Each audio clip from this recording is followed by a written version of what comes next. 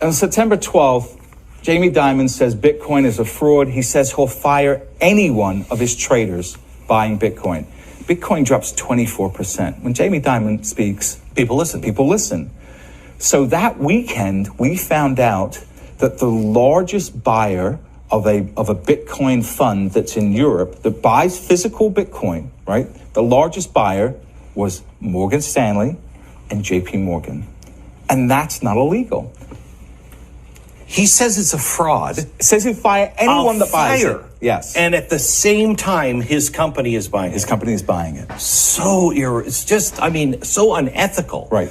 Okay, George Soros. George Soros, in January 24th, price was already down, calls Bitcoin a bubble, says Bitcoin is the worst, the worst investment in the world. Don't buy Bitcoin. Don't buy Bitcoin. Basically throws gasoline on the fire at this point.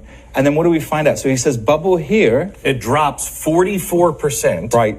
And then here in April, 2 months later, guess what we find out? Yeah. His $26 billion family office has approval to buy cryptocurrency. Right.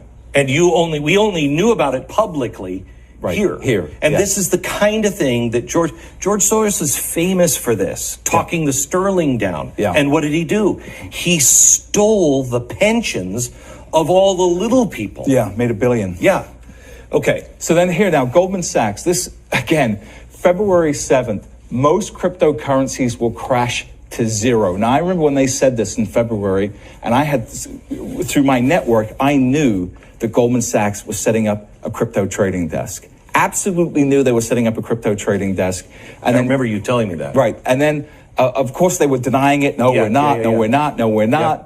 Price falls down 27%. And then what do we find out? We find out here, they say BTC 0. And then we find out just before May, new trading desk. Not only that, they put $400 million to buy a cryptocurrency trading platform.